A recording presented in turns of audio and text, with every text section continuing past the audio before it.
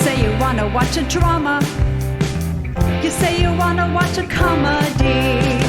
Well, you can watch it with your mama, or you can watch it with your daddy.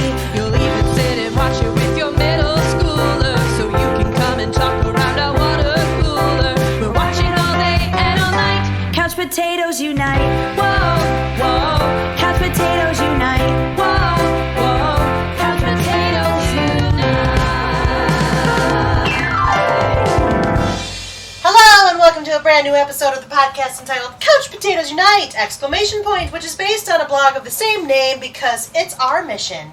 We explore strange new worlds. My name is Kylie and I love TV. If you feel the same, keep listening and or checking out our website, couchpotatoesunite.wordpress.com, as you're bound to find some common ground or something you like.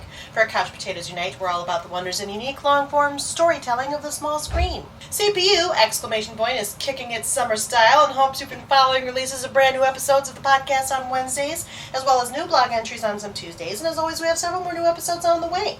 Because the panelists and I live lives behind our podcast, the episodes are published once per week. Subscribe to the blog or the podcast via iTunes, Stitcher Radio, and via Google Play to stay on top of brand new episodes.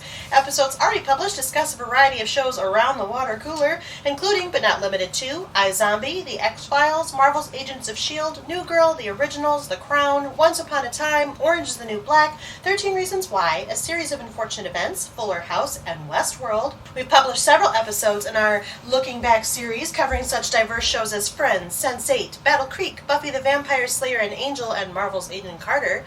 Plus, new episodes are in the works, including revisits for Grace and Frankie, American Horror Story, Doctor Who, The Good Place, Gotham, Schitt's Creek, Arrested Development, Game of Thrones, Supernatural, Will and Grace, Stranger Things. The Marvel's Defenders panel will talk Season 2 of The Punisher, and the DCTU will revisit all 4 shows in the CW's Arrowverse. We'll be launching new panels covering Jane the Virgin, The Americans, Riverdale, The Chilling Adventures of Sabrina, Altered Carbon, Mr. Robot, and Charmed. And because we look back at shows now past, we'll take a smallish look back at a short-term show from some kind of yesteryear called Freaks and Geeks. We'll reminisce about the majesty of Reign, and we'll revisit one of the all-time and most-watched classic sitcoms, MASH. By the way, did you know that CPU also from time to time goes live? We've been live from bunkers and comedy shows and Comic-Cons, and we just went live from Blue Bridge Games to take a shiny look back at Firefly. Plus, we're planning more live appearances and other cool stuff, so make sure you like or follow us at our Facebook page, our Twitter at CPU Podcast, our Instagram at Couch Potatoes Unite, or subscribe to the blog, our YouTube channel, our iTunes channel, our Stitcher Radio channel, or find us on Google Play.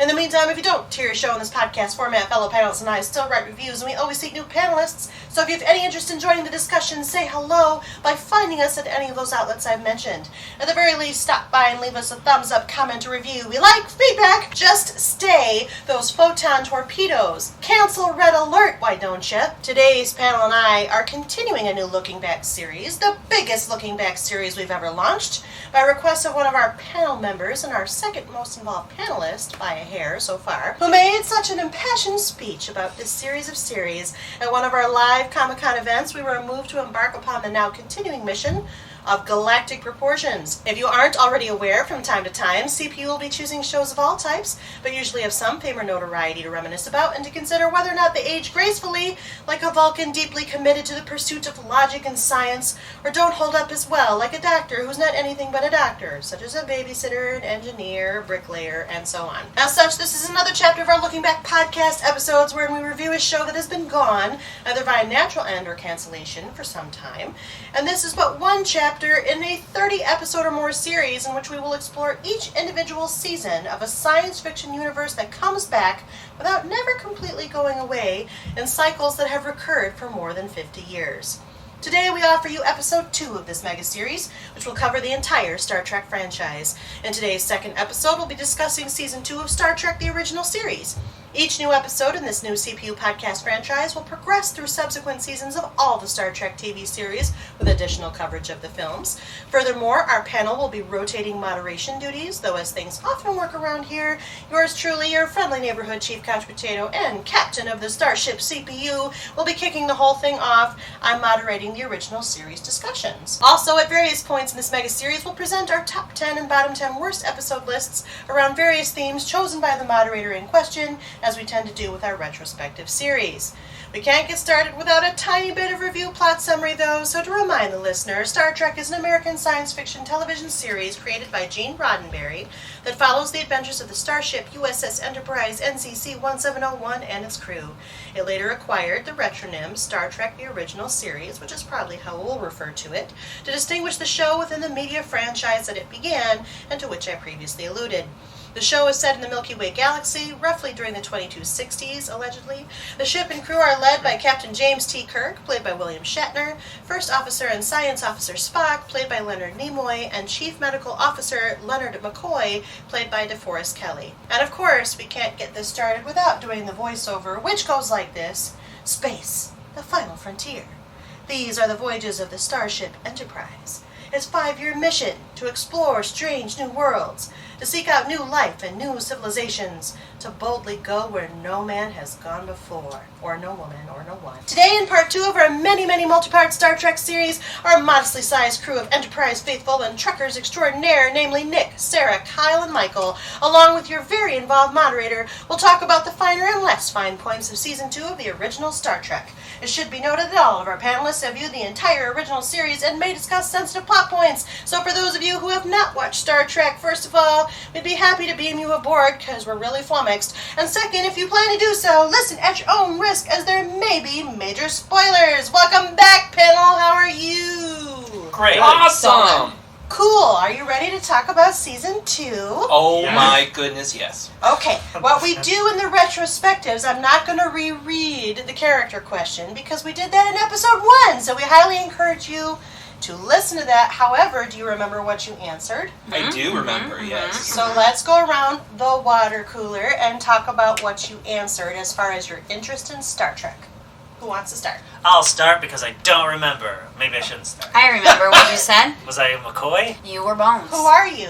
Nick. Hi, Nick. Hi, Nick Nick. T. McCoy. You were Bones. Yeah. Yeah. I don't remember the description or anything. Well, But I really like Star Trek. that's true. Welcome back, Nick. I do remember what I said because not only did I listen to the episode on the drive here, Oh, good job. so I was like, oh, I wonder how it sounded. Oh, it sounded great. You should definitely listen. Recommended by, who are you? I am Michael. Hi, yes. Michael. Hi, Michael. Hello. I'm so glad to be back. I originally said that I started out way back when I was a kid as Bones. I was the kind of like, oh, this is fun, it's interesting, and it's just, I'm here because my dad's here kind of thing. But then I became Uhura because I enjoy now in my adulthood, I enjoy the diversity and the characters and the scientific discovery and the meaning and everything. And I'm still that way. Welcome back, Michael. Thank you. And I'm Kyle, Hi, Kyle. and I believe I said I was Kirk. You did say you were Guys, Kirk. the original series is my Star Trek. It's my obsession. That and the movies with the original crew. For me, that is the epitome of Star Trek. And everything I love about it. And the dynamic is? I'm your brother-in-law. It's true, but we My don't wife fight. is not, as I almost said, I was going to say, when you said the dynamic, I was going to say, and Hillary's my wife. The most debate that Sure. Kyle and I have is about nerdy stuff. So maybe, I don't know. Welcome back, Kyle. I'm Sarah. Hi, Sarah. I'm Nick is my husband. That's I almost true. said I'm Nick's wife, but I like to say it the other way. I think you can vary it up. He's my husband. I said Bones, and I stand by it. What else would you like to know? I'm married to Nick, and That was basically it, I think. okay, good. Okay. I've known everyone else here for a while, at least. Yes. A little while. Yeah. Sarah's the glue that ties us all together. I try. Well, welcome back, everybody. We're now going to talk about Season 2. So if you've listened to our retrospective series, or if you've listened to the first episode in our Star Trek series, you know that what we kind of do is talk about the season as a whole a little bit, what we thought about it, its context in terms of the series, and then we go through some of our favorite episodes, some of our least favorite episodes, and anything that just blows our hair back in the moment. Sound good? Yeah. All right. As always. Awesome. So what about Season 2? What are your general thoughts? We'll start there. My general thoughts, I might have even said going into this that I just kind of assumed Season 1 would be my favorite, and then Season 2 a little bit less, and then Season 3 is kind of known as not being as good. But I'm pretty sure I like there are a lot of episodes in season 2 that really, really stand out. Yeah. And I think overall I like Yeah. more of the episodes I in think season I think 2. a lot of people rank season 2 as their favorite because the strong episodes are really strong. Yes, big time. My absolute favorites are in season 1, but there are some amazing episodes in season 2. Season 2 is my favorite. I feel like this is when the show hits its stride. It doesn't have to establish the characters. It doesn't have to build the world. It can just tell a good story. And, Well, yeah, we did establish a new character. that is we true. did. There is a new character this He's season. a good one. Mm-hmm. And his name His is... name is Chekhov. It's true. Pavel Chekhov. Andreevich Chekhov. Whoa, you know his middle Ooh, name. nice. That's hardcore. Or patronym if you want to use the Russian term, but whatever. That's right, Michael did do some Russian history. Yes, I studied Russian as a context. I studied Russian, the language, and some of the history in college, and it all has. Most of it has disappeared, sadly, because this was literally 15 years ago. But anyway, Well, Is Chekhov your favorite character? actually, it's Chekhov funny. is nobody's Why? I used to love Chekhov when I was a kid, but having studied the Russian language, it's so funny. It's like, oh wow, that was a really terrible accent he was doing. Like the W thing is not a thing in Russian. The switching the V's and the W's, yeah, that's not a thing. I mean, just look at Star Trek 2. He forgot to mention, oh hey, one of these planets here, there's a guy named Khan, we should probably stay away. He waits until they're on the planet. He's a moron. He didn't know.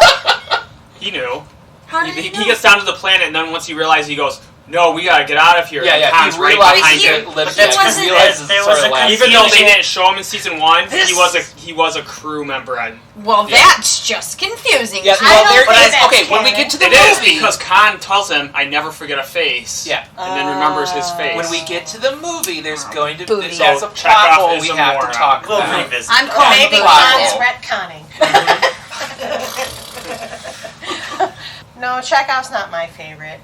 That would be interesting. If Chekhov is your favorite character, please write in, tweet at us. Yeah, we want to know because he's not my favorite. He probably is my least favorite. You know what? I I like him better in the reboot version. that's what I was Anton just Yelchin about was more to say. interesting as the character. An R.I.P. Yeah. Yeah. But I Sad. did in the reboot. He did a night. I thought he did.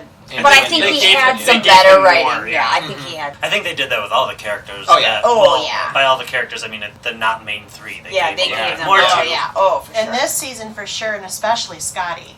I think Scotty gets a lot of key episodes. in season Scotty, 2. I didn't realize just how many episodes where he's in command. Oh yeah, he was Because like, that's he's like- literally Because the in top full 3 in go command. down to every I know. away mission. Yeah, that is kind of funny because in later Star Treks, the leaders don't all go once Well, at yes. an away Well, and mission. it actually, There's a reason yeah. for that. Very They're the risky. stars. Will Riker is very specific in saying there were times when Picard was like, "I want to go," and he's like, "You're not going. That's You not." came to the ship. Yeah. But we can assume that was written after this. I would assume that, they were the that in response regulation. to Kirk always charging down. Yeah, I can see that. It's not just that the captain's going down. It's the first 2 are going down, but and then a lot of times that's And the doctor! the And the doctor! doctor, the chief engineer. Let's just bring them all down. It doesn't Who's matter. on this ship? Well, that's always amused me about Bones just being on the bridge all the time. Just Even hanging though- out. I mean, he must like Why are you Nurse in the Chapel hospital? really does all the work. right. Well, that's clear. Oh, well, I love Nurse Chapel.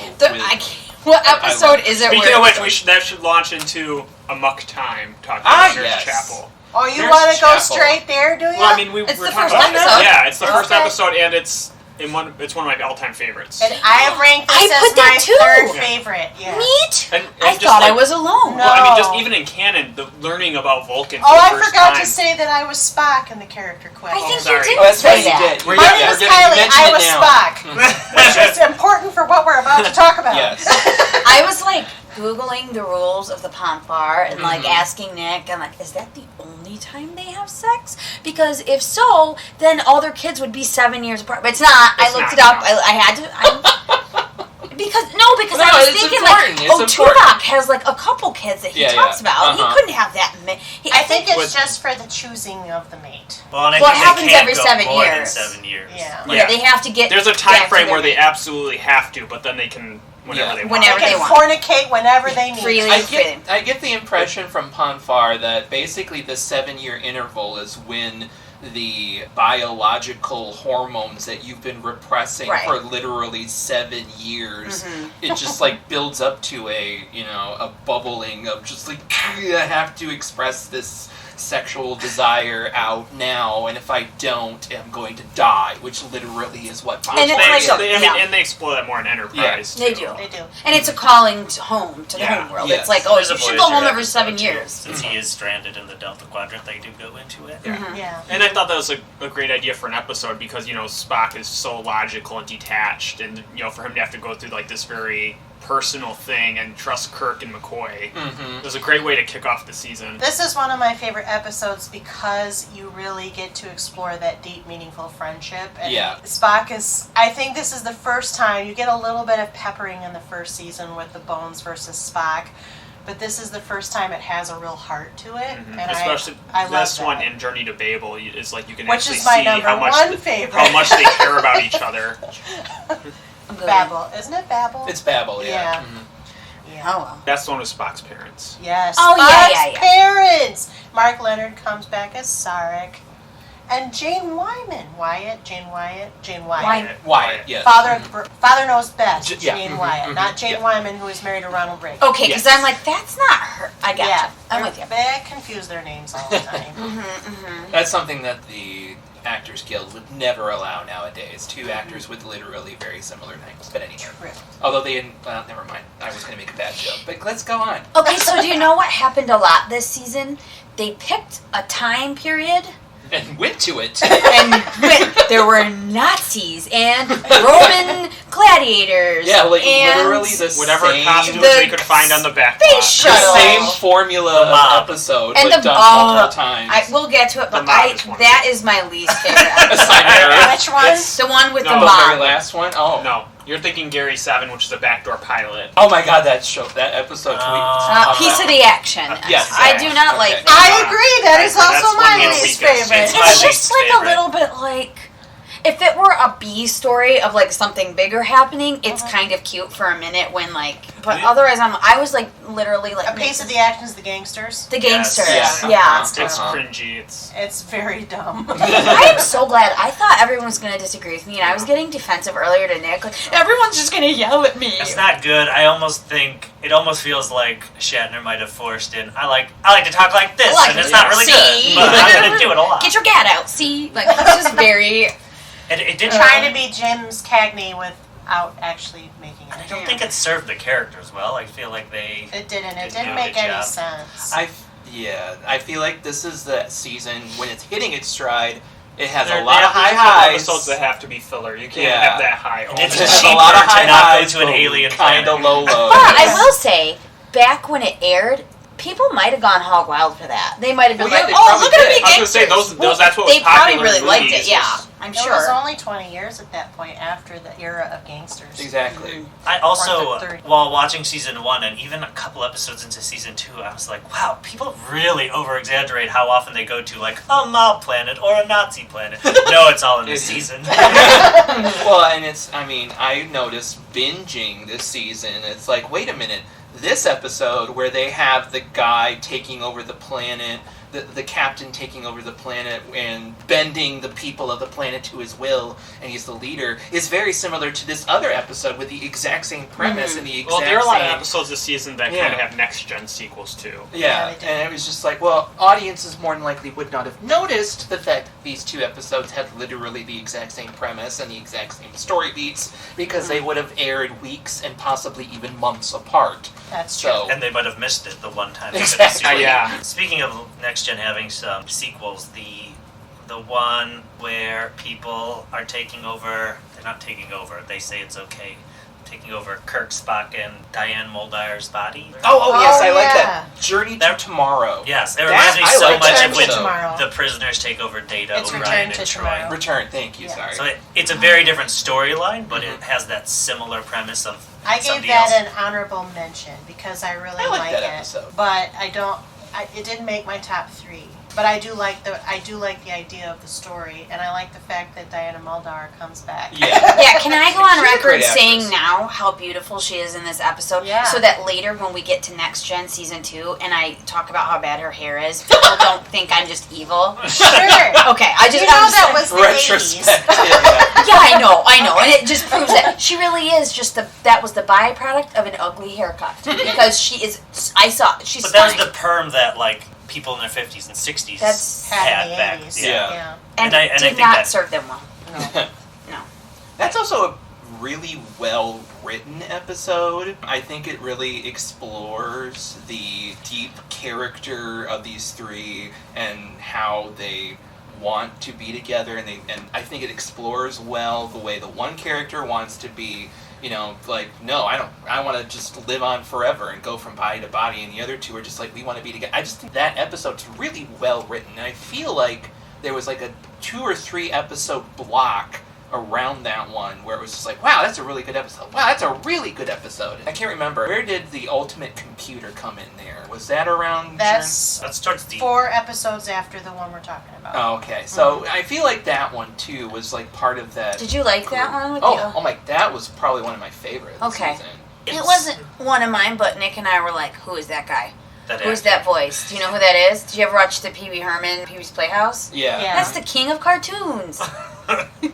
I He would just not brings have it known up. I that. know, but his voice. I was like, who? We were Robeson, right? deep His dive. name was Robeson, I think. I don't Or remember no. what it is, but It didn't even ring a bell when I was watching it. oh my gosh, I don't know what's wrong with me. But that character, has Dyson. a- Mm-hmm. Daystrom. Or Daystrom. Daystrom. Dyson's Daystrom the Institute vacuum comes guy up a anyway. lot. Oh, yeah. The Daystrom He Institute. did seem very familiar, Mm-hmm.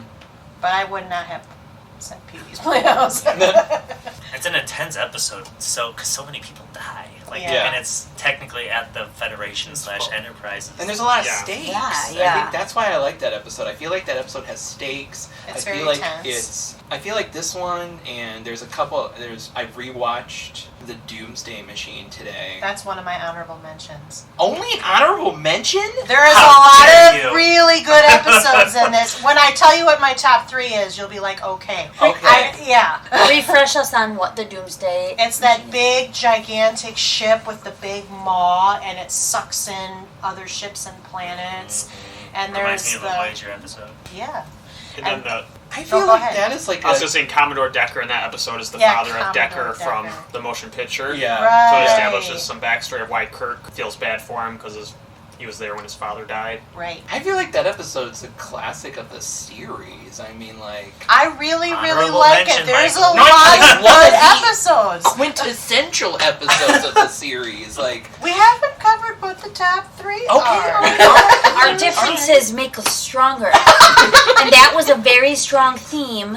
That's true. There was an episode I just said to Nick the other day, I can't remember what it was, where Kirk said, like, we are all equally important and we are every brother matters. It's the Gladiator one. Yeah, and I was like, But the Doomsday Machine has a very strong Jaws theme in it. Like, well, it's That more sounds Moby exact. Dick. Actually, there's a Moby Dick and Jaws, but yeah. well, I meant You the meant actual music? music. Actual- Yeah. Oh, yes. is, Okay, I see what you're saying. I think I the apologize. exact same. Yes. from is it the Jaws. same composer? No, John Williams did Jaws. Did he? soundtrack. Okay. Mhm. Yeah, John But he Williams, probably Star might Trek. have been inspired by. could be. Sure, Yeah. Maybe. sure. If That's a you're good episode, listening, too. John, Let us is he know. alive? Yes, Yes, but he I is. think he just retired now. He did just. Well, then he's retire. probably listening to a lot of podcasts. Hey, John, let us know what Transpiration was for John John. Williams, can I meet you? You're my hero. We like Actually, I mean, if we want to be like promoting other podcasts, because maybe they could add us or something, there is a podcast about the Jaws theme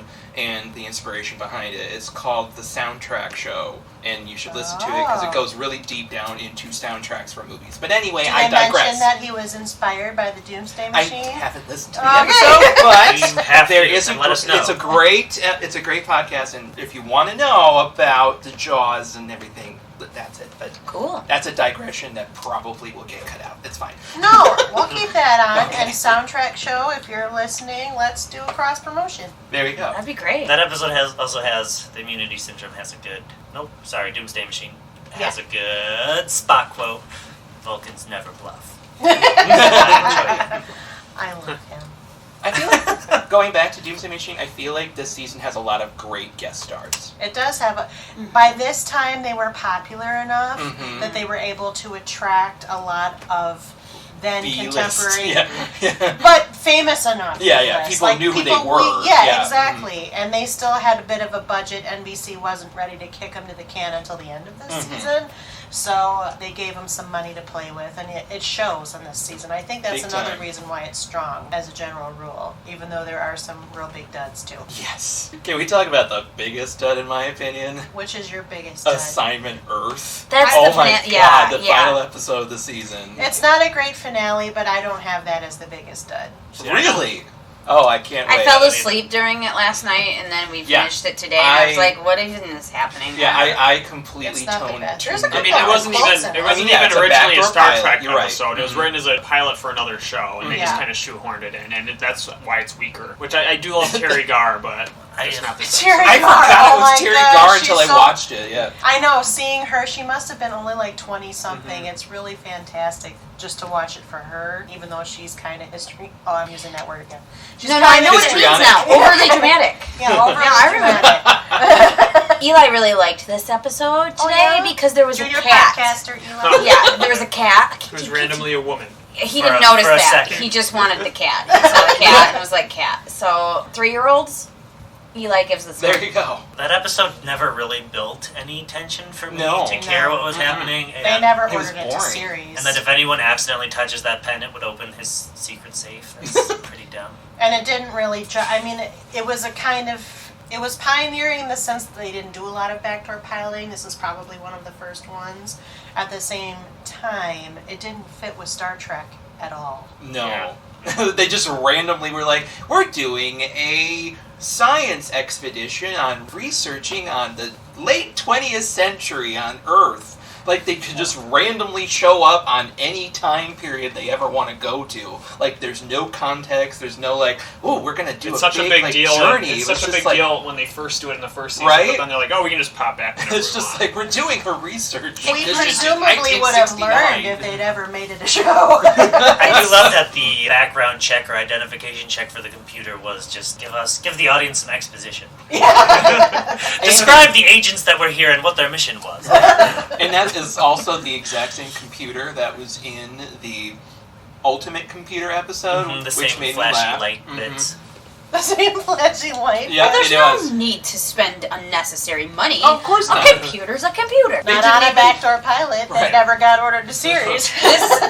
This episode reminded me of a Voyager 2-parter for some reason. Was it the one where they went back to San And Francisco Sarah Silverman was the Terry Garr right. counterpart, and they were like in their own time period. I don't know They why. went back to San I can see Francisco in that. 1996 and what should have been the middle of the eugenics wars. And San Yeah. Francisco looked absolutely priceless and beautiful. And like, wait, shouldn't the city be completely destroyed because of World War III? But hey, whatever. Yeah. You're giving me a Continuity's look. hard. You're giving me a look. Well, That's because the Voyager episode. that is the Voyager. That's I true. just wanted to I'm say sorry. it reminded me of that, and we will discuss in about a year when we get to that season of Voyager. It If will then. be a year. It might be a year. I don't know. We're a couple series away, We're and at all the least movies. 16 episodes of this. That's true. There are 3 Before series. Voyager, not necessarily the series, yeah. season of Voyager. And that's 4. I think it's 3 or 4. So we Yeah. got a little time. We got a little time. It's true. Bookmark this, listeners. Yes. And we'll get it back later. For sure. We'll do one of those little things where it's like, remember when Wayne's Sarah World. said... Awesome. Anything else you want to say generally, or do you want to go into your lists? I don't know. Nobody talked about Trouble with Tribbles. That's a pretty big episode. Yeah, well, I was debating if we Especially should my start favorite Deep that. I Space know. Nine episode. The Trouble with Tribbles is my second favorite episode, Michael. Okay. Because it's classic. It is one of the most classic It episodes. is. It's a great episode. It's I strong. love it. It's funny. They're cute. They purr. There's Klingons. What are you gonna do? It's great. It's a great It is entry good. point for if you ever want to watch Star Trek. It's like, what? I'd never seen Star Trek. What episode should I watch? You know what? Let's introduce you with The Trouble with Tribbles. Yes. It's a perfect entry point. I mean, it just in the Star Trek legacy, it's Mhm. pretty important. It's very important. I mean, I think people who aren't as Trekkie or as familiar with Star Trek still know about tribbles. That's true. I mean, and this episode was nominated for 3 Emmy Awards. It was. Well, there you go. And this is the one that has some Klingons that come back in Deep Space Nine. Not to mention they revisit this episode in Deep Space Nine. And the animated series. Yes. Mm-hmm. I don't know anything about that. There's an episode called More Trouble with Tribbles, or Yeah. Yay! or More Tribbles, More Trouble. That's That's it. a better. Mhm. That's Yep. almost like a song title. More money, more problems. There's a lot of fun things that happen there. Some good character moments. You know, Chekhov is young and getting like riled up, and the sage Scotty keeps calming him down. Up until the Until, as they're insulting Captain Kirk, he's calming him down. We're better than that. We're Starfleet. And then they make fun of the Enterprise, and that's... he just loses. They get in a bar fight. It's awesome. Right. a bar fight with, if you've watched Trial and Tribulations, where they add the Deep Space Nine crew into it, now this fight seems slow, and like there's not a lot happening, because they fill in every moment in the Deep Space Nine version one, because there's more people. But it creates a lovely character moment when Kirk asks about the fight, and sounding like they insulted the... After saying they insulted him, they insulted the ship. Yes. But they also, when he's lined up, and everyone, it's kind of like a reverse Spartacus, where nobody's going to call anybody out, but Scotty's there. He should say, oh no, he should have said it was me there, so that they didn't get in trouble, because it was him who started it. Scotty. I still love Scotty, though. Scotty's amazing. He's got that R.I.P. James Doohan. He's got a very wonderful ability based on what he is to kind of go comedic or go dramatic and just punctuate the scene. So I love that. I always loved when Scotty, he's like my second, third favorite, fourth favorite. He's somewhere there. It's hard, depending on the mood. Depending on the mood. But It's it's also the first time we see a under disguised Klingon as a human, which, if you watch Star Trek Discovery, is huge plot point. Yeah. This episode, one of my favorite parts of it is how much Kirk hates Mr. Barris. Yeah. Like, right from the get-go. Like, Mr. Barris doesn't actually do anything that annoying yet, and Kirk, Shatner's read the script, so he's just starting with it. But throughout the whole thing, he is just going out of his way to be a dick right back to him. Sorry, to be real rude to him. Oh, yeah, we have to keep PG at Star Trek. It's hard. We try to match the swearing to the show. Yes, we better not swear during the animated series episode. That one was meant for children. Really? No. So does that count the movies? The swearing in the movie level? Oh, yeah. You can say, we like, damn and heck. What about double dumbass on you? Right. That is okay. Okay. Who says When that? we get there. Kirk, when they're in San Francisco. Oh, Star Spock Trek says it. 4. Oh. Oh, I've only seen the movies once. Oh, they both- That's No, not yeah, true. he says it when Kirk says it when the Oh, car there almost was a hits him. face. Some of them I've Kylie seen had more a than once. face. Like, I've seen all the movies multiple times except for Nemesis. I have not been able to watch that more than once. I will never watch. Yeah. Well, we'll get to there. We'll get to that. I mean, Insurrection and Nemesis, I feel like they do a disservice to Star Trek. Insurrection at least has the occasional moment. Nemesis is like WTF, but that is for the movie portion. Episode, yes. Yes. Or episodes. Any other general comments about season 2? I think the age makeup in the Deadly Years was pretty good for the Oh, 60s. for the time, yeah. Yeah. It was Which amazing. one was the Deadly Years? Where Where they all they're start aging. aging. Another, Oh, right, yeah. another Is episode that leads one that to has it. a sequel? Isn't Yeah, there one well, where they yeah. play off the same With title? with Pulaski, I forget what it's called, but Pulaski is the one that starts aging. I don't know if there's one where they all start aging. I think that it. I think it spreads on it's the ship. same sickness. And Yeah, I do think it spreads along the ship. I don't in think it that one. does. Well, let's see when we get there. Yeah, I It's guess just- I I was really time. need to be refreshed on the later series. It's been a while since I've watched Next Gen, and that one's my favorite. What do we feel about how this season is maintaining the legacy of, racial themes, historical themes, just like the bigger picture of the series? Like, I don't know, is this like a series of just like episodic episodes, or is there something going on here with because we spoke so much about the last episode about how, the show exists in the context of its time. Well, we already how said it was groundbreaking. But How yeah. Nurse Chapel probably does more than McCoy. Yeah. And she has some great moments. I forget who's sick, but she is ordering him to eat. It's Spock. It's Spock. Oh, it is She Dr. loves McCoy's him. prescription, but it's She has the biggest crush on Spock, Totally. when Big time. she makes him that Vulcan soup and he throws it back at her, it's heartbreaking. It is heartbreaking. Aww. But then she's holding his hand when he's unconscious, and the other guy's like, he knows you're holding his hand. She's like, oh crap. I think that other guy is another example. It's the doc. He's an African The American specialist, yeah. Well, I guess this is the future. Maybe he's not from America, but he is a doctor, and he's the specialist in pumpkins.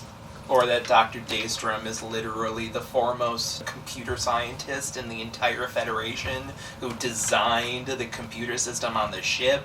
And He's a person of color, yes. Yeah. I think with season 2, what they tried to do was be more unremarkable about it. Sure. Like make it more Make of it more. a. This is just how It's it just is. a matter of This is how fact. it is, right? And without it having sort of the more obvious subtextual social commentary. There's still some. I think there's a handful of these episodes have kind of an allegorical perspective, but I think mostly season 2 is episodic in nature with just some these are matters of fact. There you go. I get We you. also didn't mention Mirror Mirror, which is pretty important. Well, I'm sure it was going to come up at some top. Yeah, I think 3 that's lists. an honorable mention for me. It's one of my favorites. I just made a gesture of like, what the what? Honorable mentions because I do a top 3 and a bottom handful, and then honorable mentions are the ones that I would have put my top 3 in my top 3 if the other top 3 weren't there. I am dying to hear your number 1. I am just absolutely I already said what it floored was. what Well, it is. should we do our list? Because Michael cannot calm down. I mean, Michael's all riled up. Should we leave Kylie's to last for the I suspense? guess, Yes. maybe. I mean, I've spoiled all 3 of them, but we can. do you want bottoms or... Whatever you want to start with. Let's start with crap for everyone and then go back to... Okay. Can I say crap? Sure. So I think I have to do top 4. I mean, I just can't separate. That's fine. You can do You whatever can do, you want. yeah. I'll do my bottom 3, and you guys tell me what you think. Number 3 worst episode, Bread and Circuses. I don't- What is that? That- That's the one with Yeah. the Roman. I I don't know if it's one of the worst in my opinion. Okay, it but- is for me, and I don't know how to I say have the that plural of as mediocre. circus. I wanted it to be Circi. circi, but they didn't use that. So, And it's circuses as okay. well. Fair enough. You don't use the plural very much because you say, I'm going to the circus, not... Yes. Not too Going many to circuses circuses. are parked together. Correct.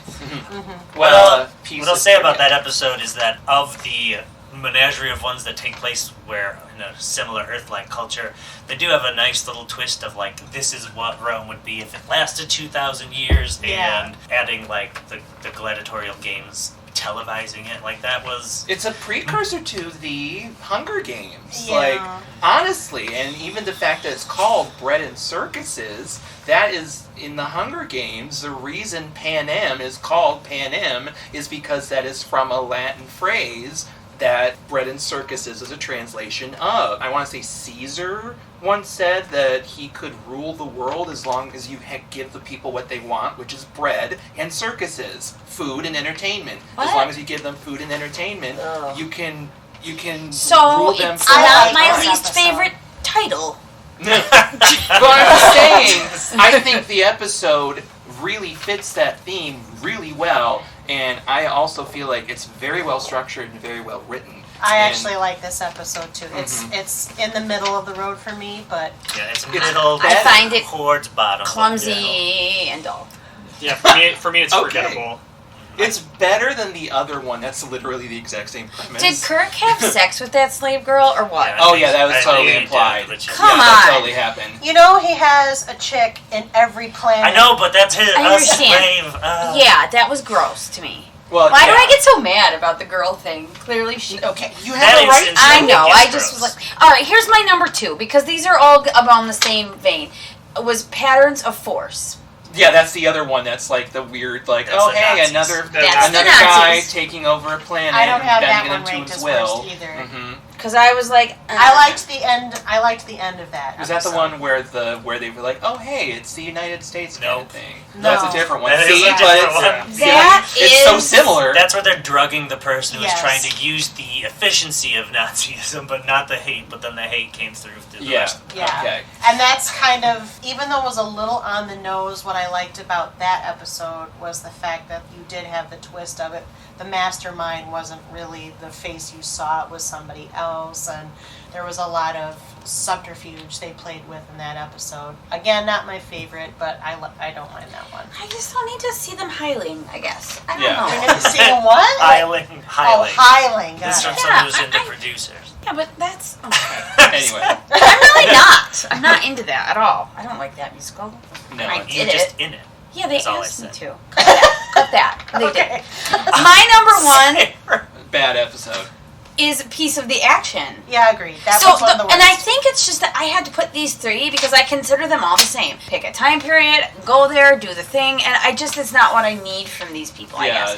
Again, none of these are, piece of the action was torturous to watch. It's kind of torturous to The it's other cringeworthy. the other two are not as bad to watch, but I had to pick a three, so those are the three that I went with. Yeah, piece of the action is, It's bad. it's bad. It's probably, we'll get there when we get there, but it might be my least favorite of the whole. It's up there Series. We'll for give me. another season. Yeah, but Yeah, season 3's got some duds, but this one will probably be in my. just the my kid bottom and the get your guys and it's so bad. 10. It's when you start to doubt Shatner. Let's just put it that way. Yeah, and I felt like they were about to start singing something from Guys and Dolls, and I don't know if that would have made it better or worse. Worse. Probably worse. That's what it's that cartoony. Let's snap in a circle sort Right, of yeah, situation yeah. that I just don't need. And even Spock's fish out of water shtick, which he does quite often, really fell flat in this episode. Yeah. You're like, okay.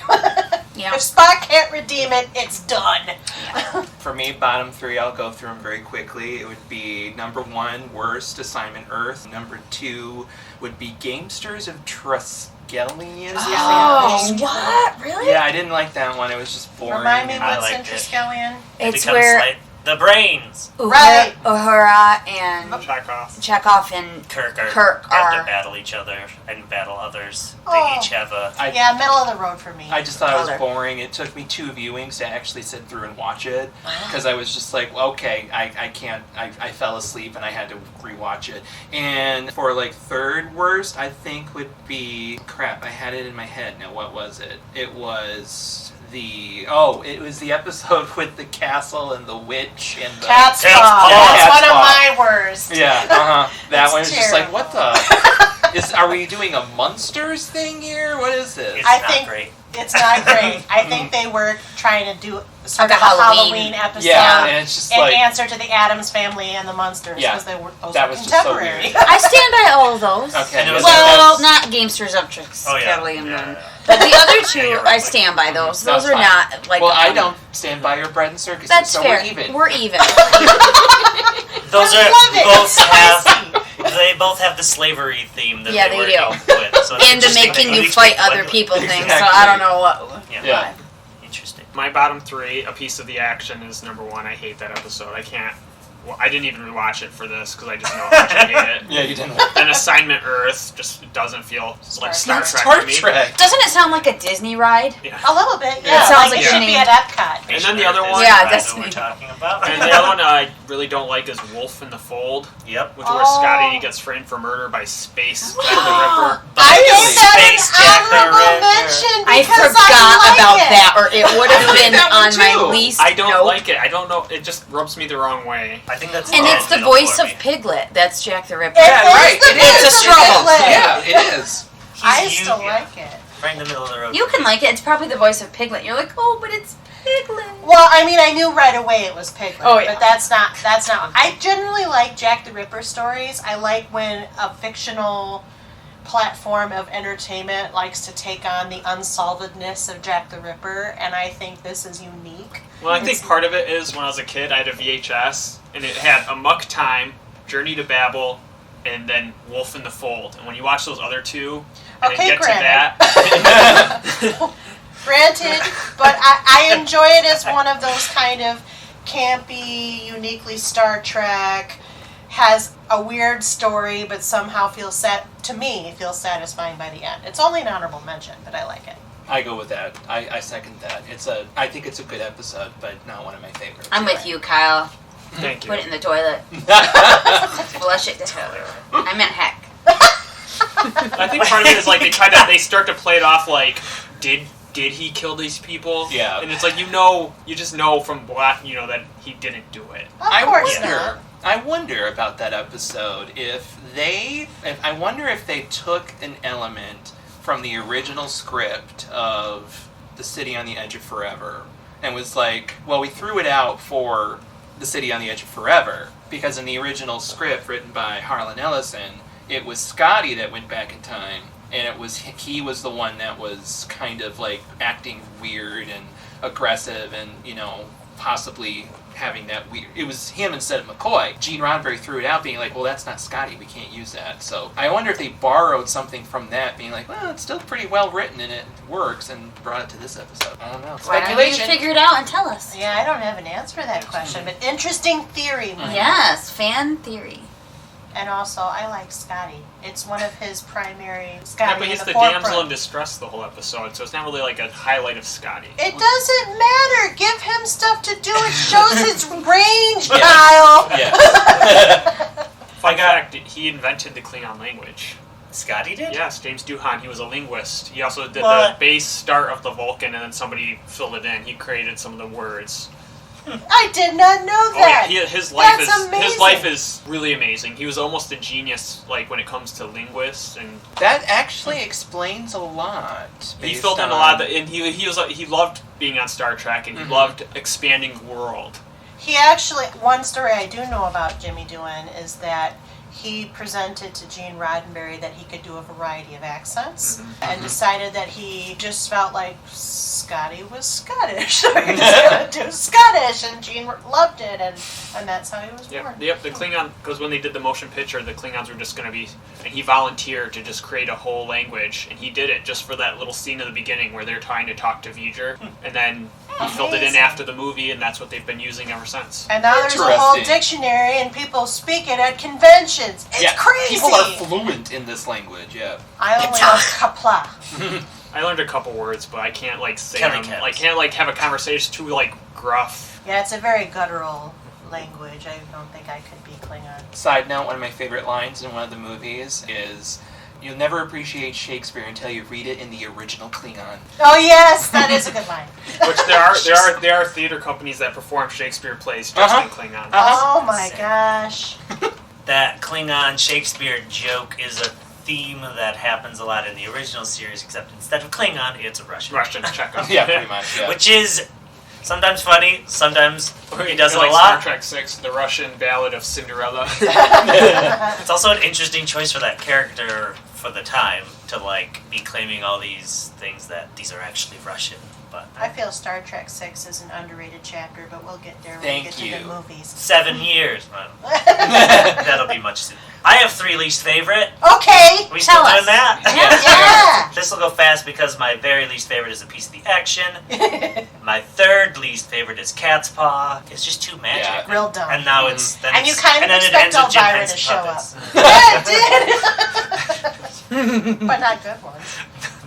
Jim Henson was not a part of this. Sorry, No, I no, know he was Tim not. Henson. He wouldn't have been old enough, but anyway. And then right in the middle is the Omega Glory. I just couldn't. What Which is one's that again? It's the one one where it ends with the American flag. And Yeah. they saying the Pledge of Allegiance. I don't mind Yep. that one. The Constitution. It's just. But what way- happens during it? I can't even It's remember. They like land on a the- planet and the Yonks, Asiatics and are. It's like a Cones. race, divided by race, but the white people are the discriminated against ones, and Uh-huh. everybody else are. But they are similar to. They talk similar to Native Americans. They point out Oh. that the Asiatics were taking over. Is what they Yeah, said. Their that's- words. It doesn't age. It doesn't age well, but they were trying to go for something. Yeah, Yes, they were. but it doesn't age well. And then at the end, it was just too over the top with the flag and the Pledge of Allegiance. They and the tried. Constitution. It was But they histrionic. failed. No, it was not histrionic. I'm gonna get it, listeners. I'm gonna get it. This is 1968, Yes. so this is Around the time Vietnam War. uh-huh. Martin Luther King dies. RFK. RFK Mhm. dies. So anything that's going to appeal to patriotism is going to be kind of important. What A year very did MLK volatile die? year in U.S. history. 1968. Yeah, April Okay. 4, 1968. yeah. It was I a think big, this is 67, but obviously It- they filmed it before. Yeah. And yeah, it was just over the top, and then I chuckled a little bit when I realized that Shatner's Canadian. Well, there is He's that. really selling it. And that's one of those 4 episodes that literally is the exact same premise for all 4, and they just, for me, mingle all together. It's like, which one is which again? Because it's just like, they're so formulaic. I don't mind that one. I guess I don't mind any of these, except for the gangster one. Now the cat's paw one is just weird too. I should have had that. The It's just cat's weird. paw one, so are we segueing? The Yeah, cat's sure. paw one was instantly one of my worst. Like, Oh, yeah. I don't Yeah. really have these ranked. They're kind of, this is the crap of the season for me. Yeah. So cat's paw's one, A Piece of the Action is one. I didn't like A Private Little War, but I can't remember why not. What It's was similar. that? Again, that's one of similar. that's one of those 4 episodes. Kirk and Bones are on a planet, and it's more primitive, and there's a village against another And village. he knows It's his somebody. friend, yeah. He did this experiment. Yeah, I Yeah. don't like But it. is it the female witch doctor is really Yes, the yes. evil? I hate it's pretty. that. It's pretty low on my list too. Actually, Yeah. that's my number 4. Yeah, it is a lot. It is kind of in the pattern, but it's different enough in the sense that I don't like anybody they're talking to Yeah, on yeah. this Uh-huh, planet, uh-huh. and I don't care, and I want the story to end, and them to just go back and talk to Spock more. There you go. Yeah, and everything was weird and took a really long time. And It took a very long time. and stuff takes longer. We've mentioned that in the first episode. But Yeah. you shouldn't be feeling like you've aged 10 years and just watching them like. This one's a Have a very, conversation. very It's slow, even for Star Trek. It's a 5-act structure, but anyway. It is. This is like a 10-act episode. Okay. You can have 20 acts if you're going to entertain me. But Yeah, if you're right, just yeah. going to like chat, I'm Yeah. out. And the witch/witch doctor, wherever she was just an abysmal character. I did not like her. I thought, oh man, this is kind of terrible. This is in the terrible realms Yep, of it's Star Trek. at the bottom of my list as well. Just wasn't the last 3.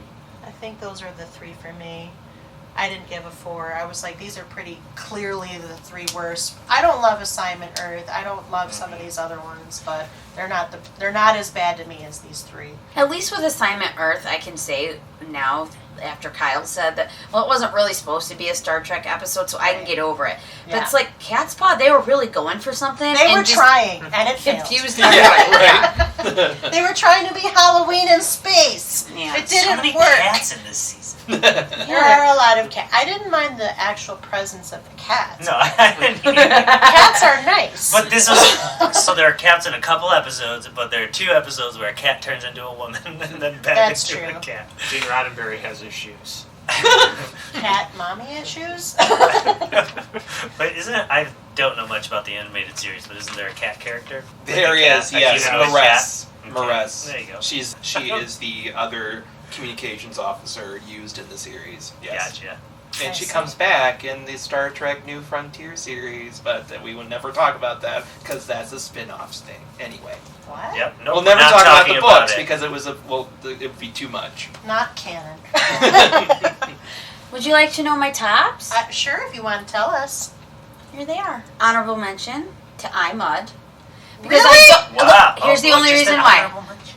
I love the wife character Oh, yeah, and she's how at funny. the end he is doomed for her to just yell. And That is Yeah, a lovely uh-huh. punishment. I It's love very it. poetic, yeah.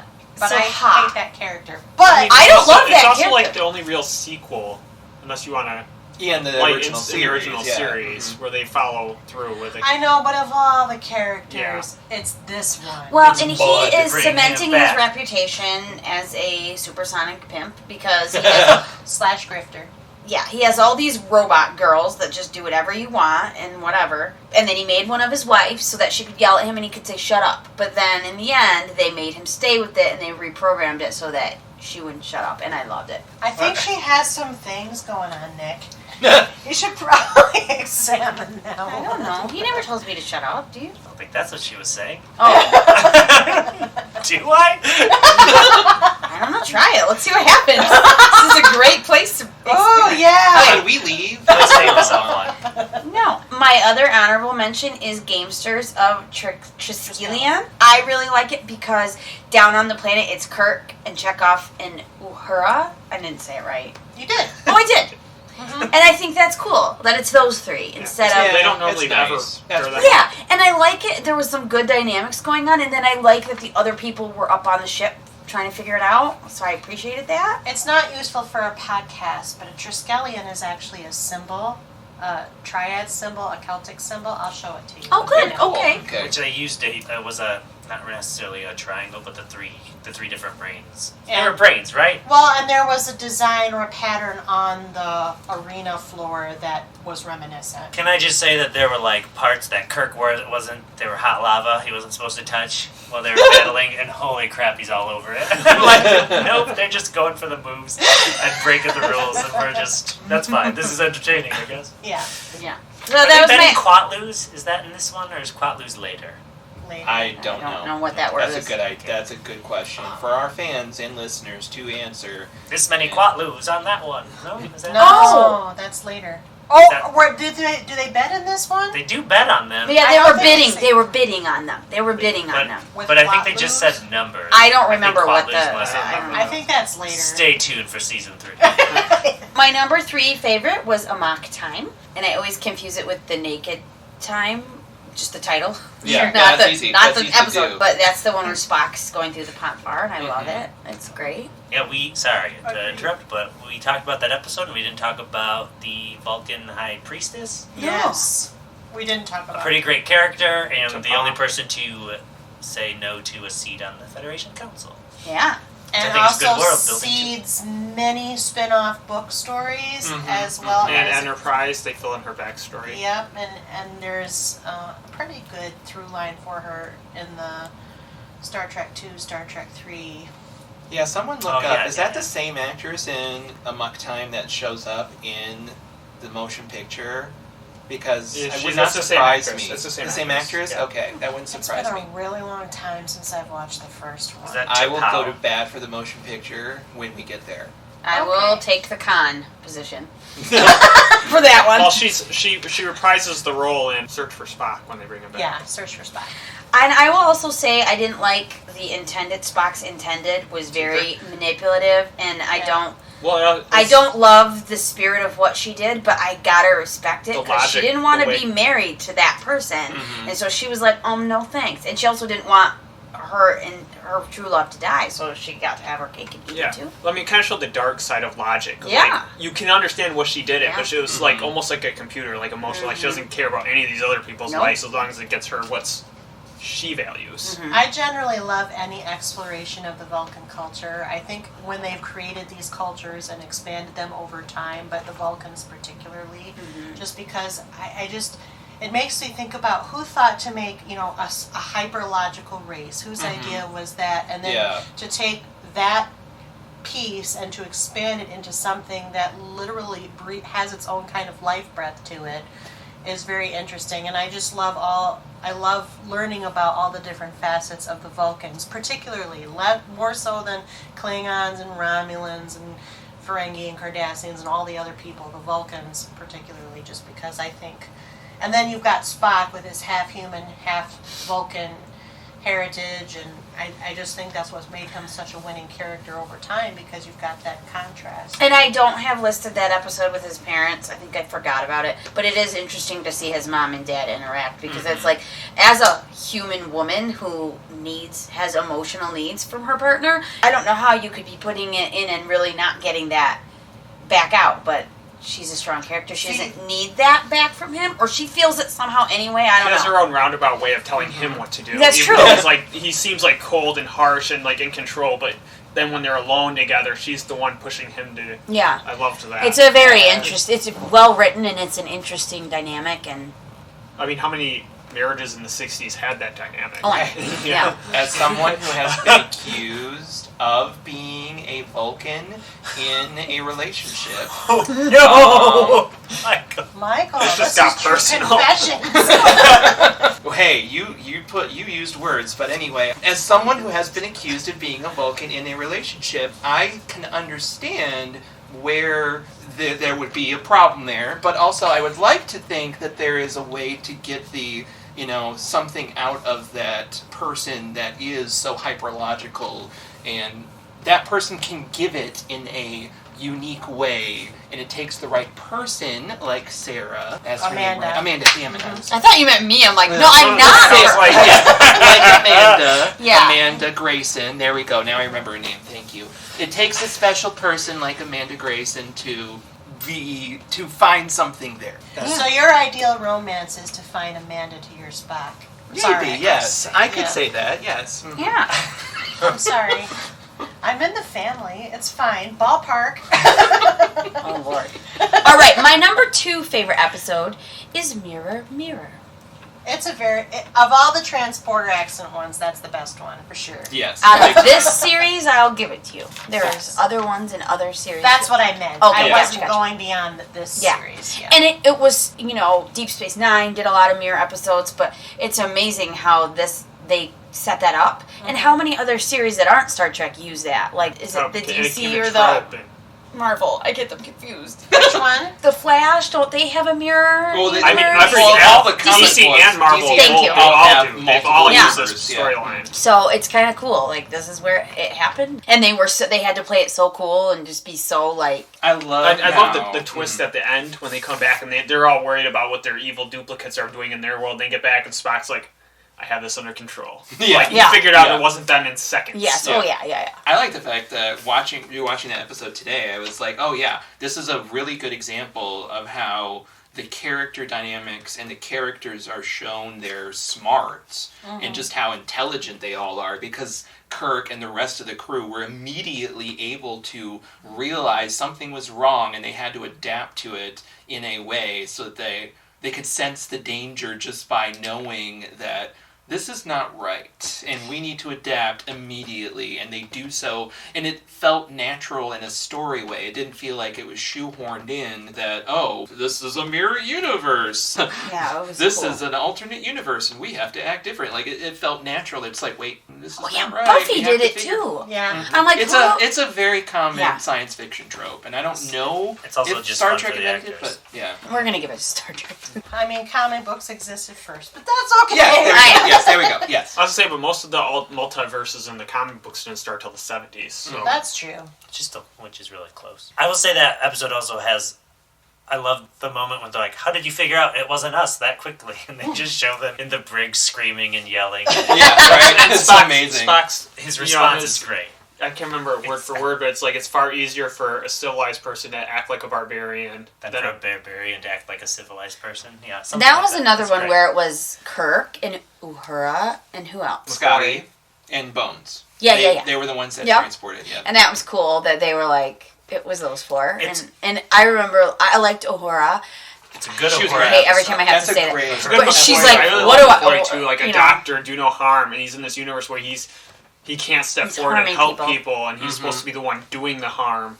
Yeah. It's a good McCoy episode. It's is a great good episode McCoy for episode. Uhura to showcase how she was a great actress and how her character was essential to And they found this a way to mission. make her skimpy uniform Even skimpier. skimpier. Well, there's That's that. true. There's Let's show that. your midriff. And then Scotty had to, like, go to the, not the bridge, engineering, and, like, do all his stuff. And Evil Sulu is great too. The scar that he has that's never explained, but you don't need it to be explained because you know that he got it in a fight, and it's just And like, he's evil. Scars mean evil. yep, And beards. I mean, that's how you get promoted in that universe. So. That's true. yeah. Does anyone want to guess my top episode? Trouble with Triples. trouble. Yeah. They're furry. They're cute. They purr. They're very calming until they eat dosed wheat. Hey, the Klingons still sing songs of the Great Triple Hunts. So weird. So weird, yeah. So weird that that's the thing that Klingons not are afraid of, but It's their I greatest love how enemy. that's I love how that's an ongoing thing throughout all of the canon of how Klingons and triples are just like. it's just so funny how Bones the whole time is like trying to figure out this creature, and he's like, I got nothing. Like I don't know what's going on. I don't know where their head is. I don't know But what they are definitely eating. they're definitely. Yeah. It's just good. But where's the poop? So that's my apps, y'all. I don't know. I think it's pretty obvious what my top three are. I mean, I don't need to. I've already pretty much made a big deal about which one I love. I mean, I've rewatched two of them today. It was Mirror Mirror is definitely one of my top three. I don't really rank them 1, 2, 3. Well, if I had to rank them 1, 2, 3, it would be the Doomsday Machine is number 1. I think Mirror Mirror would be 2, and number 3 I think would be the Ultimate Computer. Honestly, I just think that I like the tension of the Ultimate Computer. I like the way it builds and it just becomes this. And there was a lot of. This is one of the few episodes, in my opinion, where you feel like you don't know what's going to happen to this ship. You don't know if Kirk and the rest of the crew are going to be able to stop this ship from destroying the other ship, and you have no idea if they're going to be able to fight this computer off. I had no idea what was going to happen when I watched this episode for the first time in binging this season. I had no idea how it would end. And I was just like riveted. I was doing something on my computer while watching the episode, and I stopped what I was doing in order to watch this episode, which means that it must have been great. You know, and it's one of the. It's not on my list, but it's one of those episodes that tends to make the. If you watch Trek episodes, this is one of the ones you should watch. Yes. Mm-hmm. It does a nice job of having Spock and Kirk kind of disagree a little bit about this computer, and you know, Kirk is in love with his ship, and he doesn't want to believe he can be replaced, which is a very human emotion. But Spock's very logical and says, this could be, you know, the future, and we have to explore it. They developed that dynamic so wonderfully. I think the acting in that episode is amazing. And I think, going back to the Doomsday Machine, the actor who plays Matt Decker, Wyndham, I think is his last name, but I can't think of his first name.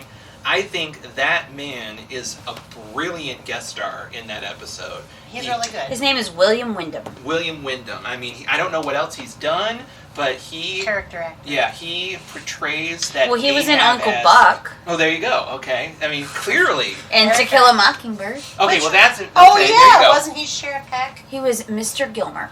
Oh, never mind.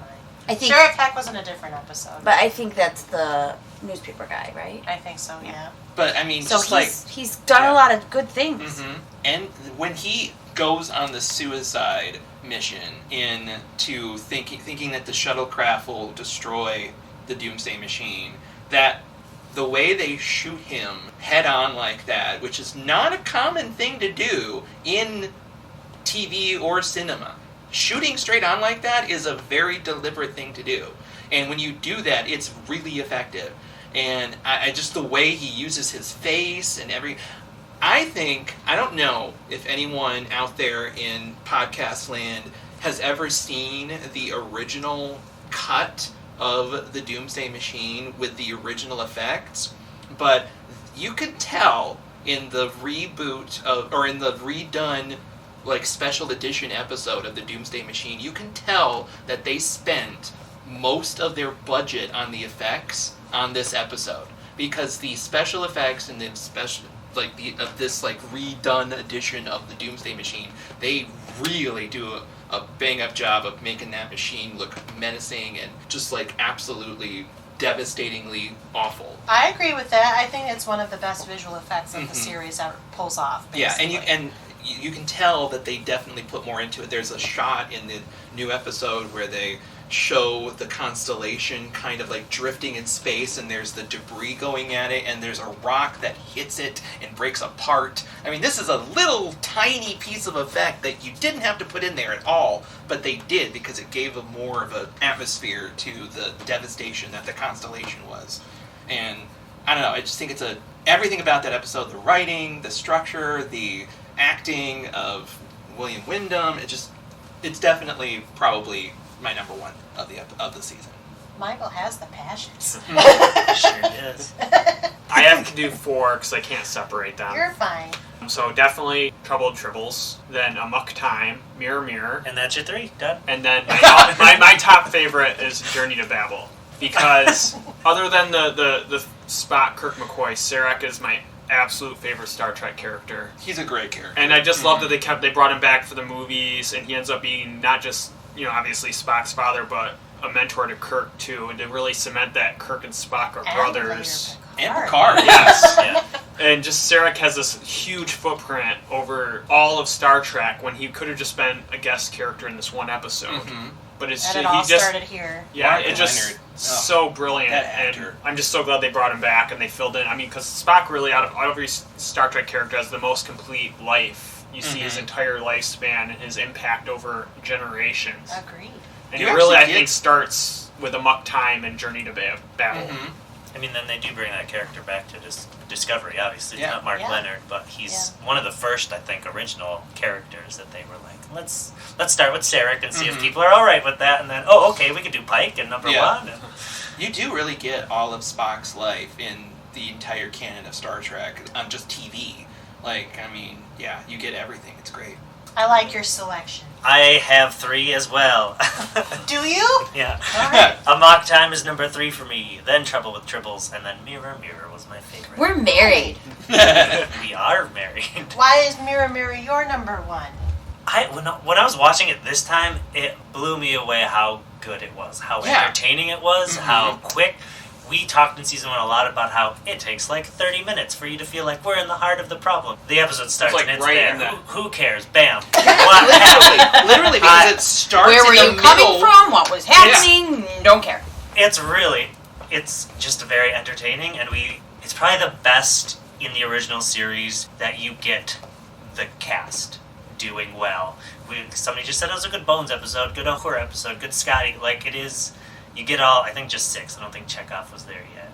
Chekhov is there, but he's got a very, very tiny part. Yeah. It's important. Yeah. Isn't he though, being because- tortured in the agonizing? Yeah, room? he he is, tries yeah. to assassinate Kirk, and when he fails, he gets put into the agonizing chamber. That's kind of Was important. Sulu in it? Yes, Yeah, he was. Yes, he was the one. He He's was got trying the to. scar. Oh, He's yeah, got they're all security. there. They're all there. Head of Sulu. security. It was That's not a being good dominated. Sulu. Oh, right. He had It's the a good- scar in the business. It's a right. good Takei episode to act that Sulu part, Yeah. but Yeah. it's not a good Sulu Really, episode. not yeah. one of the cast members has a small moment. Mm-mm. No, it's so It's for a me. great It's ensemble overall. episode, It's why I like a lot of movies more than the original series because they pull in the crew more, and this episode really has that for me. And the episode really builds off of. That's like one of those episodes that you couldn't air in the first season because you had to build up these characters. You had to know who they are before you can subvert what you expect from them in the mirror universe. And you can't do that if you don't know who the characters are. So that's really cool. And what was I going to say? I was going to say about that episode, I had to restart it. Like when I first watched it today, rewatched it here today, I forgot that they literally start the episode in the middle of a conversation. Where it's like, and it's just like, wait, did I miss the intro? And It's we a just came back from a commercial. open. Yeah. It's like It is a cold open. But they It's a cold, established cold it open. well. They Yeah, but it established the works. conflict It's one of the, immediately. I would say the writing is very, very strong in this episode. I think the script, the actual lines they say is very, very strong. I don't think there's like cheesy moments in it either. Like it does it. Not one. I think it stands the time, and I think it's why we revisit it probably 7 or 8 times after in the future. It was just supposed to be a one-off episode, and then suddenly it became this whole thing. Yeah. I mean, it's just everything about it's perfect. Even the suspense. There's a lot of them where it's like cheesy, but like you feel like their backs are against the wall and like anything could happen. Yeah. It was written by Jerome Bixby. Yeah, I was going to Big mention speed. that. And it's credited Gene Roddenberry, but as creator, so I don't know what. I mean, That just, he got that credit on all the episodes. He's Yeah. a show creator. He made sure of it. so Those are my top 3. All right, I have several honorable mentions. One of the honorable mentions is Mirror Mirror. One of the honorable mentions I'm is just the shocked. Doomsday Machine. I'm just shocked. Absolutely, positively shocked. But One of the honorable. It is. Look, you have yours and I have mine. Yes, One of the you're entitled to your opinion. One of the honorable mentions is Wolf in the Fold, which I've already talked about why, which is the Jack the Ripper one. One of the honorable Space mentions. Jack the Ripper. There's a Space Jack the distinction. Ripper. With Piglet's voice. One of the Nightmare. honorable mentions is Return to Tomorrow, the body snatching one. That would be one of mine. is Yeah. that with Diana Mulder? Yes. That would be one of my Mildar, I honorable think it is. mentions. Mildar, yeah. Mildar. I I just want really- to say Mulder for obvious reasons. I think it's so strongly performed, that episode. Yes. It could have fallen quickly into schmaltz and stayed stuck in the mud, but Yeah. it doesn't because Especially because Shatner and Diana, and because Nimoy plays the bad guy, right? Yeah. They just do such a great job, all three of them. Because it could have easily been Cheesetown for Nimoy to like really go into these emotions, but he plays it really well. He plays it so well. Leonard Nimoy, God love that man. He was so amazing. awesome. But there's actually 2 that I honorable mention that we haven't mentioned, which is funny. So one of the ones that I like is The Changeling, which is the 3rd episode. That is the the satellite that kind of goes through space and evolves into its own No kind V'ger. of... Yeah, it's V'ger nascent, basically. Pretty much they threw like $100 million budget at that episode to make the movie. Basically, Yeah, but it's I mean, tighter here. Yeah. Yeah. Well, it's the Yes. exact same story, but so much better done in that episode for the television. Yeah. Well, and I know you'll go to bat for the motion picture. It Yes. is not my favorite. I know, it's not most It almost people's killed the favorites. franchise while trying to reboot the franchise. Exactly, and it's 3 hours long.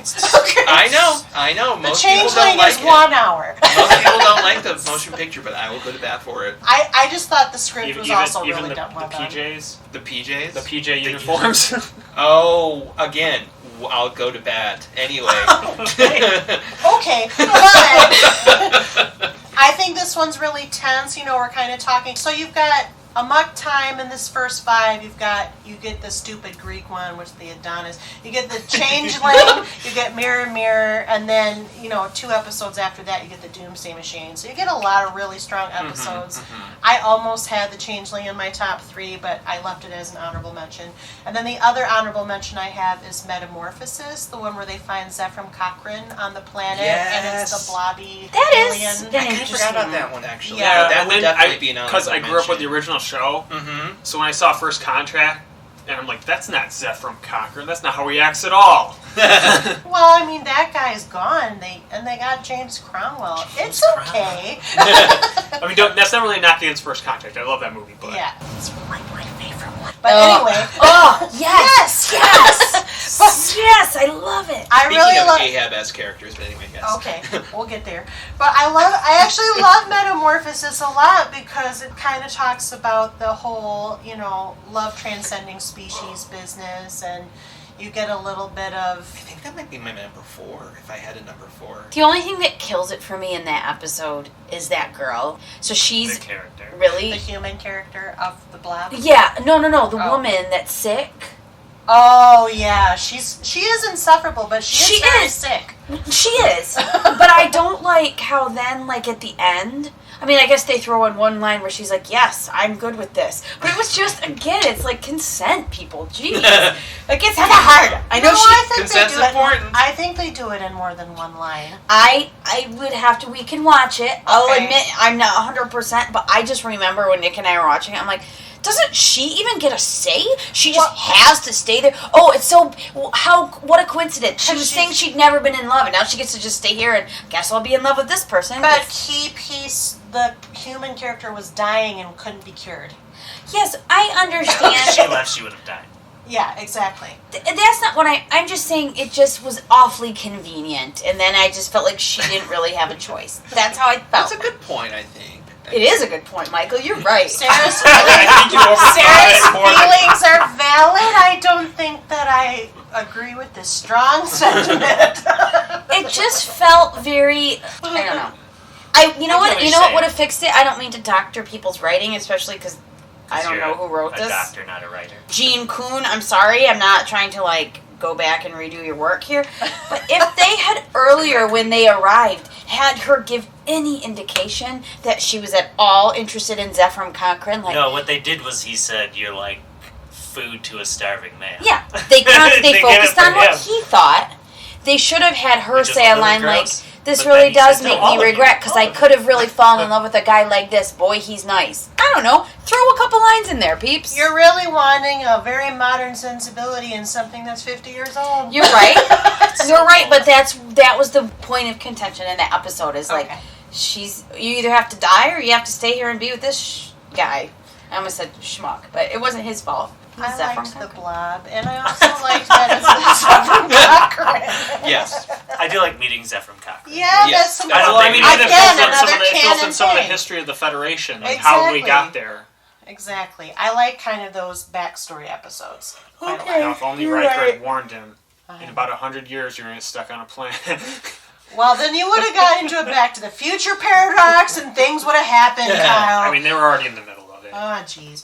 So my top three. That would have been a double time loop. Oh, like a figure 8 loop. You're just opening Pandora's box. Top three. I'm just saying, if you're going to tell him about the statue of him, maybe warn him also. That's when we talk about first contact. Simmer down. Okay, my top 3. Also a muck You time. haven't said your top 3 No, yet? those were just my honorable mentions. A muck time is my number 3 because of everything you said. Clomic soup. What? Clomic soup. Yeah, that, sure. Trouble with Tribbles is my number 2 because, come on, it's the Trouble with Tribbles. I know you love your machine, and I love that episode too, but Tribbles trumps the Doomsday Machine. It's fine. Yeah, that's great. And number 1 for me is also Journey to Babel because it's family drama in space. Right. It's Spock's whole family. It's Mark Leonard. It's Jane Wyatt from How And There Goes McCoy gets Spock. his best needling. He does. Is given so much ammunition to use against Spock, which then Spock just turns around and smacks him in the butt with at the end of the episode. It's classic Trek. Yeah, those. If I had honorable mentions, those would be on there. Mm-hmm. I see. Journey to Babel will probably be in my top 10. Tribbles will definitely be in my top 10. A Muck Time has a very good shot at being my top 10. The other ones, we'll have to see how it Are we pans We'll out. counting have the to movies see. in the top 10? No. Otherwise, Right? these episodes Episodes. will be. Yeah. Just episodes, yeah. The movies are going to get their own separate episode because they're movies. They're like big. Well, I didn't big know if, like, at the episodes. end we'd have like an overall ranking of all Star Trek. Oh my Oh, lord. well, we can Well, talk about yeah, that we'll in ta- 40 years. It won't be 40, but it will be a while. They keep making Star Trek It's our shows. 5-year missions. Nick, you wanted to do this. This was your idea. I know what Your they're making. idea. You advertised it to Grand Rapids at large. I just don't think it'll ever end if they're doing more Discovery, Picard, and 4 other shows. No, it won't end because it's people an love ongoing it. thing. They love the Star Trek. You can't keep a Star Trek I down. mean, Tarantino's Star Trek movie. Yeah, what's that about? There's going to be Is so that for sure? much That's for sure swearing. now. R-rated It's so trending weird. forward. It's You don't moving know forward. that? You said I it's rated do R. know that. He totally said gonna it's be going to be his R-rated. script is rated R, and they Yeah. moved No Quentin Tarantino Oh, man, movie he's gonna- is rated less than R. He's gonna bring back some transporter accidents. I'm expecting a Mr. Pink. Anyway, And what was Samuel L. Jackson's? Hey, what? That Fuck character. shit. What was the old guy from that movie you just said, Mr. Pink? Steve from Buscemi was Reservoir Mr. Dogs, Yeah, Yeah, but what was Reservoir the like guy in charge of it? The old guy with the gruff voice. Gosh darn it. it's been a while since I've seen If it. you They're remember all that colors. character / that actor, he is in a Next Generation episode. So there's already. Well, there you go.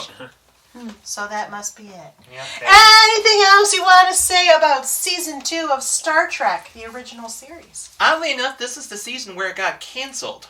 The first time. the first time. So I don't know what that says, honestly. I think That it we're says that, thinking- like, one exec, they were like, hey, check this out, and he watched Mission Earth, or whatever that was, and was Assignment like, Earth. what is happening in this? Cancel. And then Yeah. they were like, no, you gotta watch more, and he did. They aired it on Friday nights. Mhm. They threw no marketing at it. Mhm. The ratings, were in its original run were low. The Friday night death slot. I mean, yeah. And in the 60s still applied. It Yeah. didn't get the massive popularity that we now They didn't see see and it like enjoy. right off the front, which is what they Yeah. were hoping to see. Exactly. But they didn't it was realize it took a syndication build-up. that made popularity of Star Trek. So at this point, it was struggling to battle against whatever was on the other 2 networks, because there were only 3. Right, exactly. Uh-huh.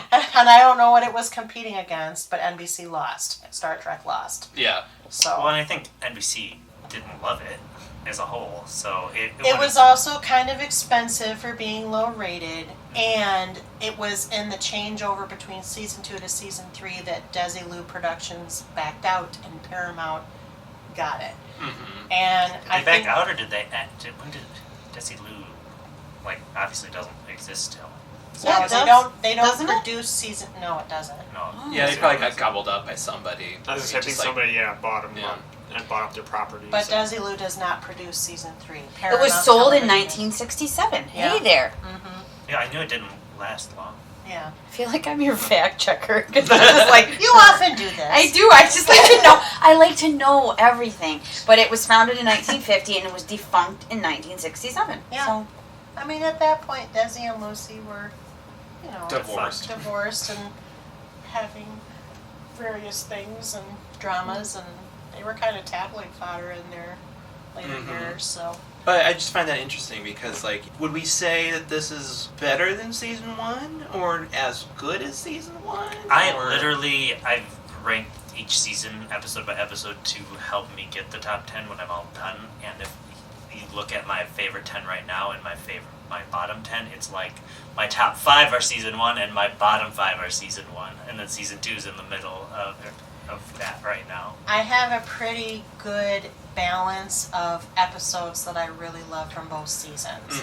But I think from a pacing perspective, I like season 2 better. I'd agree with that. So, I don't know, I just find it interesting that this is the season where this was what did it in the first time before they had the writing But campaign. I don't think it's really anything to do with the quality of the content. Yeah, I don't You can't either. blame anything on the actual season. I feel like that happens a lot too. Yeah. This is the same formula that they've been using and still use. I mean, this is the basic Nielsen system. Yeah, right. So Yeah. they just didn't have anything else. Now they have 50 million metrics that they use because they're trying to get advertising dollars. And back then, there was really TV was the place to get advertising. You wanted to be on American television sets, but you had 3 different networks. You had to bid pretty high, and Star Trek was relatively late night on a Friday. And so what were you going to advertise in those slots? Who were you going to get? You probably got a lot of smoking commercials Probably. and maybe some, grocery stores and candy, but there wasn't a lot of broader advertising they could do with Star Trek at that point because people hadn't glommed on the way they have since. It makes sense.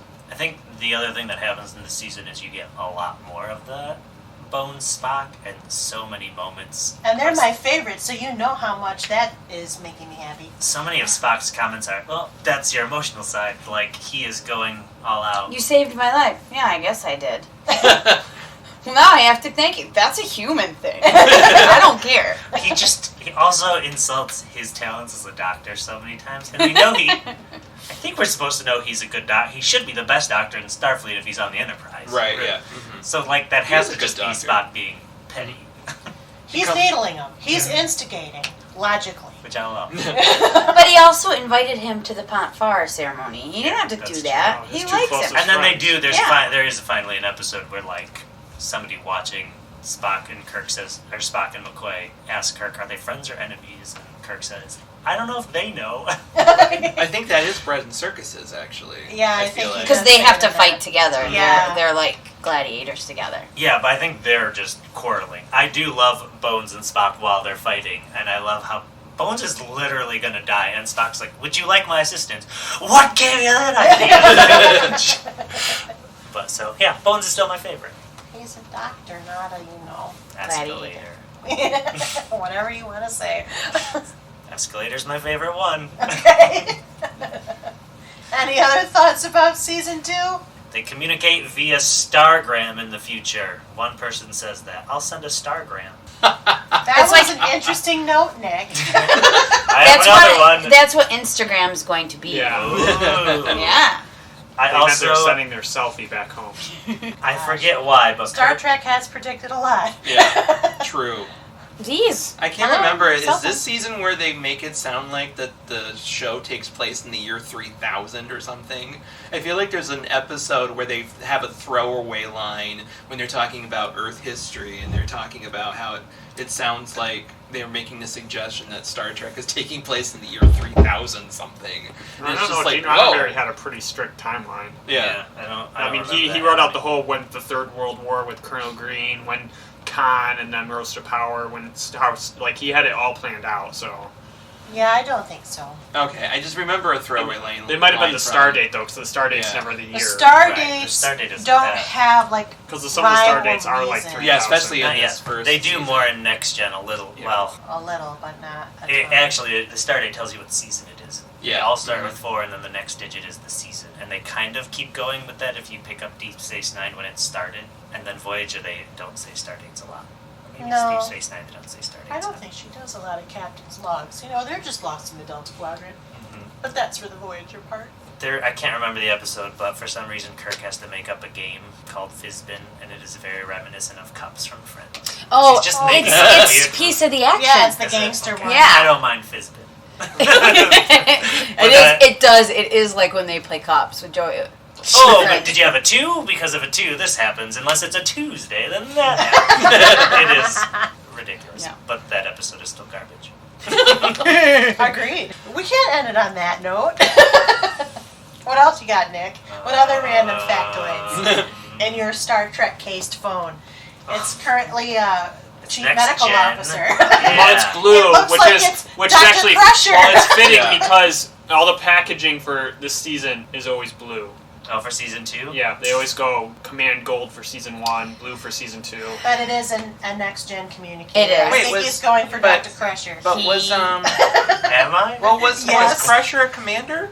She got Yes. 3 pips on She got there. 3 pips because she went to command school. Troy Oh, talks okay. to her about it. All right. And she logs a couple hours on the bridge here and there, so she... That's why doesn't Deanna lose. gets inspired to go for her 3rd pip. I get you. Did you know Nick's car was Now we're named getting really Dr. off Beverly track. Crusher CMO? Wow. I can't help it. Not It's anymore, what yes. trekkers do. It was blue. Very well. Yeah, blue makes We should sense. end There this we go. episode with saying we can't wait to get to next gen when Nick's profession of love will come forward. I just love Dr. Crusher, and I didn't get to meet her at the con last time. She was here. Her Oh, panel was Gates good. McFadden. What? Her panel was good. That's good. And she's aged really well, a lot better She's than aged someone. well, and she's been a lot more honest about what happened with season 1, and I respect her even more for a lot of the things she's been saying. She's fun to follow on Twitter. They all are. They all are. They're Marina like a happy Sirtis. family. Marina Sirtis likes to get spicy with her followers. She does. Oh my But goodness. that's for the next gen piece. Are we looking forward to season 3? Well, yes. I hope it'll be Except for entertaining. Spock's brain. That's what we start with. I know. I'm hoping it will be better than Recollection dictates. It's got I some feel like- good episodes. Yeah, I feel mean, like there are a handful of things that I really like in season 3, but I've only been through the original series once in full. This Yeah. is the second time, Wow. so I don't know. And there's a lot I did not remember when we were watching this. Yeah. I'm like, Yeah. oh, wow, it has been a while. But that's a wonderful segue, because that's our next episode. So I think we've talked everything we're going to talk about season 2, yeah? Yes. Yeah. Yeah. So at this point, I'd like to thank Sarah, Michael, Kyle, and Nick for joining me to talk about the 2nd season of Star Trek. And because we've done that, it's now time for the credits. Couch Potatoes Unite! Exclamation point was produced by Back Pocket Productions, run by yours truly, the Chief Couch Potato, which is really another way of saying executively produced by me, Kylie Piette. My associate producers are Krista Pennington and Selene Rezmer. I edit this podcast, and our logo is by Rebecca Wallace. Our marketing graphic artist is Krista. Our theme song was written by Sarah Milbratz and sung by Sarah, Amy McDaniel, and Kelsey Rezmer. Kelsey played the keyboard, Ian McDonough played the bass, Christian Somerville played the guitar, and the whole kit and caboodle was engineered and produced by Kyle Aspinall and Christian.